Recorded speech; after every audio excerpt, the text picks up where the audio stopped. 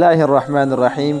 قدرمنو مسلمانانو ورونو، څنګه چې تاسو ته معلومه ده د قربانۍ ورځې رانږدې دي او دغه شان ذوالحجې میاشت ته هر سړی چې دی د قربانۍ څاروي اخیستلو کې د قربانۍ کولو په انتظار دی چې کله به سهار راځي او موږ به قرباني کوو.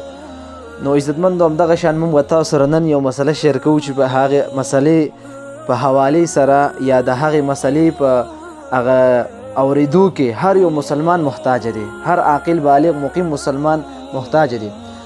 نو قدرمندو هغه مسله د ذبح شرایط دي چې ذبح کوونکي دپاره څه پکار دي یا ذبح کول څنګه وشي او څنګه ونشي. نو قدرمندو هر هغه سړی چې هغه ذبح کوي هغې لپاره شرط دا دی چې د حلاله کوونکی دا مسلمان کافر مشرک یهودي به نه بلکې دا به او د ذبح په وخت کې به دا د الله تعالی نوم علي، ځکه چې که چېرته د الله تعالی نوم وانغستلی شي نو دا مردار حسابیږي او دا به چې دی هغه حلال زناور نه حسابیږي. نو د ذبح په وخت کې د الله نوم اغستل دا هم د قربانۍ شرایطو نه راځي. بل دا د شرعي طریقې مطابق چې کوم حلقوم او د هغه د سا نالۍ د دا کټ کول په صحیح طریقې سره دا هم د ذبح شرایطو کې راځي. که چېرته یو رګ څلور رګو کې یو هم پاتې شي نو قرباني نه کیږي ورسره.